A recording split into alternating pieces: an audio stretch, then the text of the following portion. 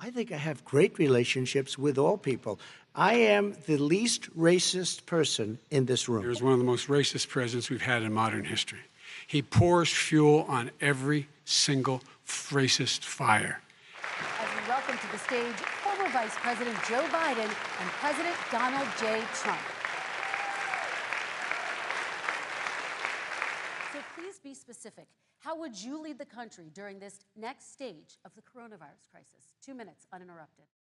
More and more people are getting better. We have a problem that's a worldwide problem. This is a worldwide problem. But I've been congratulated by the heads of many countries on what we've been able to do. It will go away, and as I say, we're rounding the turn, we're rounding the corner. It's going away. This is the same fellow who told you this is going to end by Easter last time. This is the same fellow who told you that, don't worry, we're going to end this by the summer. We're about to go into a dark winter, and he has no clear plan. Come on.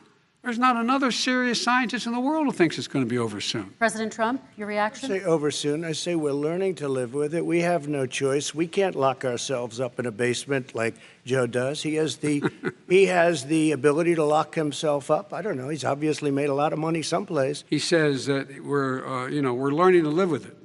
People are learning to die with it. Full responsibility. It's not my fault that he came. When we knew Of race. Mr. President, you've described the Black Lives Matter movement as a symbol of hate. You've shared a video of a man chanting white power to millions of your supporters. You've said that black professional athletes exercising their First Amendment rights should be fired. What do you say to Americans who say that kind of language from a president is contributing to a climate of hate and racial strife? I don't know what to say. They can say anything. I mean, they can say anything. It makes me sad. Because I am the least racist person. I can't even see the audience because it's so dark, but I don't care who's in the audience. I'm the least racist person in this room. Nobody has done more for the black community than Donald Trump, with the exception of Abraham Lincoln, possible exception, but the exception of Abraham Lincoln. Abraham Lincoln here is one of the most racist presidents we've had in modern history. He pours fuel on every single racist fire, every single one. Never be reunited.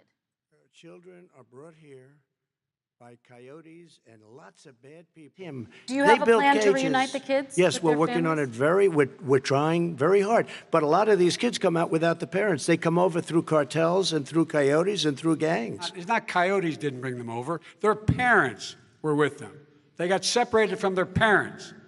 And it makes us a laughing stock and violates every notion of who we are as a nation.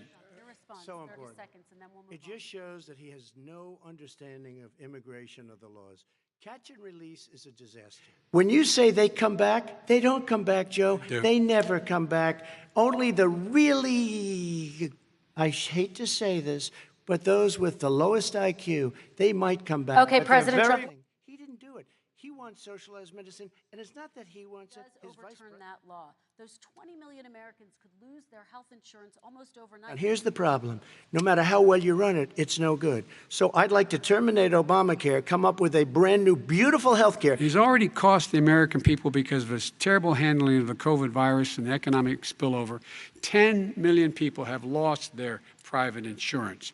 And he wants to take away 22 million more people who have it under Obamacare, and over 110 million people with pre-existing conditions. And all the people from COVID are going to have pre-existing conditions. What are they going to do? You remember that very well during your term, during you and Barack Obama. I guarantee you, if I spent $1 million on you, Joe, I could find plenty wrong. Because the kind of things that you've done and the kind of monies that your family has taken, I mean, your brother made money in Iraq.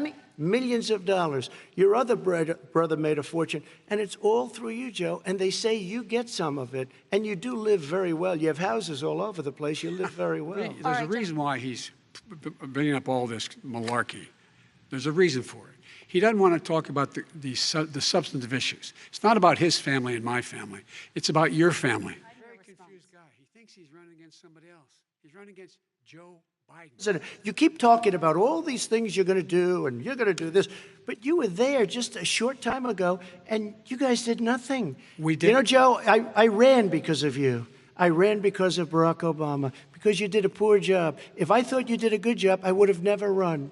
I would have never run. I ran because of you. I'm looking at you now. You're a politician. I ran because of you. All right, Vice President Biden, your response to that, and then I do have some questions for both of you. Well, I tell you what, I hope he does look at me, because what's happening here is, you know who I am, you know who he is, you know his character, you know my character, you know our reputations for honor and telling the truth. I am anxious to have this race. I am anxious to see this take place. The character of the country is on the ballot. Our character is on the ballot. Look at us closely.